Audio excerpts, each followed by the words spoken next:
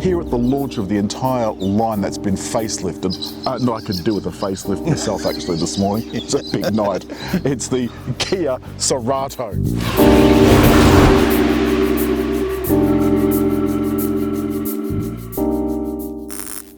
Now, what a lot of people don't realise is that Kia's changed their badge, they've changed their identity. And this looks a little bit like a flat piece of aluminium that's been pressed on onto the car. The whole front of the car has been given a makeover. It's an elegant, I think New it's lights. The GT is the top variant. It's got fancier lights. It's got red bits, which means clearly it goes faster. even around here too. And the thing is, this car does actually go faster. It's The GT. got 150 kilowatts worth of power. How many newton meters? 264. 265. 265. Now, it's the same engine that we tested a few weeks ago in the Seltos. Same 265 newton meters, but the Seltos has only 130 kilowatts. Very strange. In the back of the, excuse the wind, in the back of the hatch, there's actually quite a lot of space. A space saver spare look. Now, you can see that there's space in there above the space saver spare tyre. We've just been told by our esteemed friend that you can option a full-size spare if you want to at the dealer. I can't understand why they don't just put that in. It can't cost that much extra, surely. All right, now the driver's seat is all the way back, so this will be the real test. Roof line is low, you've got to admit that. How's your thighs? Normally. The support under here is a little limited, and clearly with the seat all the way back, I'm really pressuring That's set against for you it. to drive though, right? Eh? That seat's set for you to drive? Yes, yes. Oh, absolutely. Headroom? Enough. But this does come with a sunroof in the GT, and when I first got into the driver's seat, I was really quite conscious of a limited headroom, and I had to make sure the seat was at its lowest level. Yeah. Now, I found that the adjustability in here was very good. You've got electric adjustment on the seats. Yeah. Yep, but only on that side. Only on this side. But I found I could bring this out a good way because I like this close but plenty of leg room. And we've got some controls down here by the right-hand side. Other than that, this is all pretty standard stuff. Yeah, nice big screen. Part digital dash. Yeah. I think is it 10.25 or something? Yeah, yeah. And further down the stack, we've got dual climate control with a sync function. Thank you very much. The 7-speed DCT selector. Heated and cooled seats. I think that's amazing, and all of that, David, for around $36,000 in this top model. Yeah. Plus, we've got the parking sensors and so forth. Now, one of the changes that this got, David, was an electric parking brake and auto hold. So brake auto hold in traffic. Now that's interesting, David. We've got our cross traffic alert warning us that there's a car behind. Doesn't have braking though, does it? No, if you back into something, it won't stop you. It won't stop you, whereas some of the Kias do. I think we need to go out this way. We are in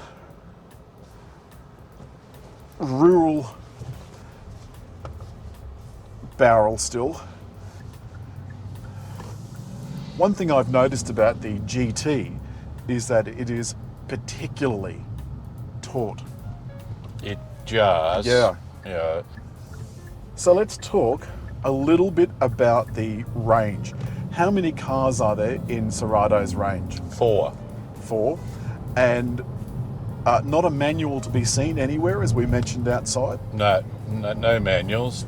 It's only 1% of the market, and it compromises their ability to get a 5-star rating. Yeah, they went to great pains to explain to us that Cerato is now their top seller. They had a fantastic month in May 2021 where their sales were up 146%. And that was the old model, and it wasn't a run-out model. They didn't do that because they were reducing price because of run-out. Driving this, it feels very tight. I think it is enjoyable. Would you like to make a comment about it being very tight? I was avoiding any double entendre. Oh, you love double entendre. Don't come the raw prawn with me. The thing with most of your double entendre, Alan, is they only have one meaning. I enjoyed driving it on a sweepy road where I had the paddles down through the national park. Paddle shifters just here on the wheel, David's talking about. Nice steering. It's only column-mounted power steering, interestingly enough. Ah.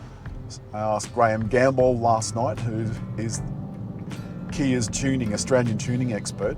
And I think the other thing to mention, particularly about this GT, is that apart from the lovely stitching and the seats, heated and cool seats and so forth, is that it really is a 4-door version, either 4-door or 5-door version of, do you remember the, what was that sports one they had?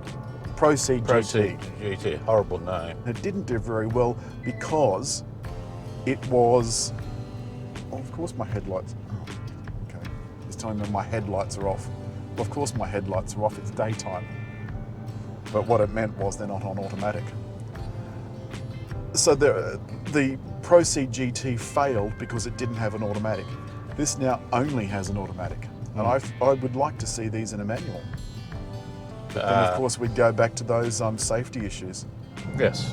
Let's talk about the infotainment system. This is a lovely big infotainment system, 10.25 I think inches.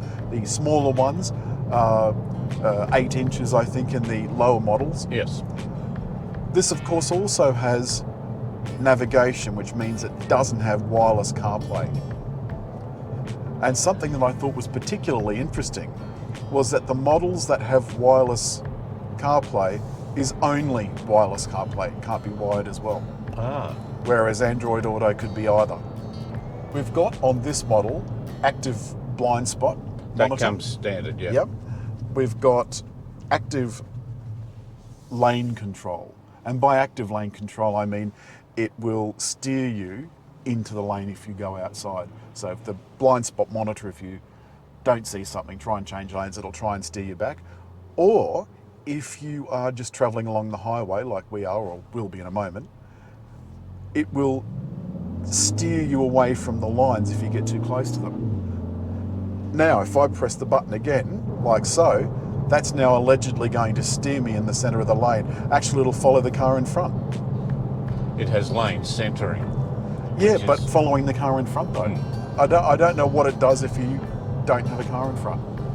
Now I've hit 90 now. This is a much smoother road, and as a consequence, the ride is much better. It was very choppy in town. Yes.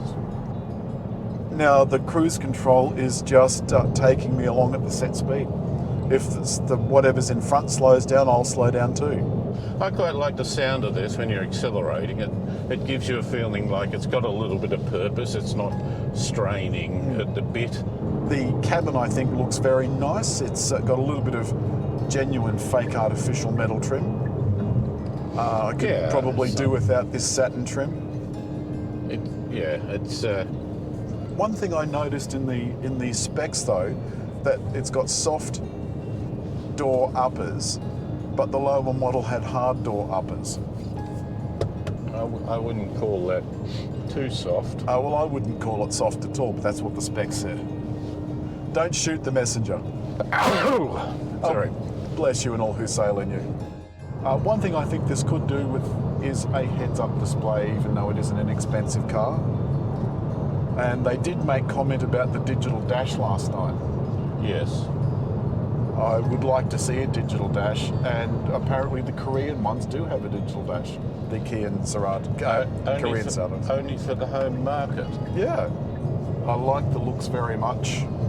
Doesn't look quite as cutting edge as the brand new Kias like Seltos and Sorento. Of course, the new Sportage is coming out at the end of the year. That'll probably have that look. I like the interior. It is a little busy, but it's busy yet simple. There is space in the back when the seat's not always, but I hadn't realised that it had easy entry, so I think we overcooked that pudding a bit when we had you in the back. I like the way this drives. The 150 kilowatt engine is particularly perky. David, it's perky. Are you perky? Oh, its perkiness is more than adequate. Well, that's faint praise, isn't it? That's damned with faint praise. Well, that's not rocket science, you know. I mean, it's got a nice sound to it, and it you know, picks up and goes. I think it's a nice thing. That's all this week for the Kia Cerato facelift. Great car, great car.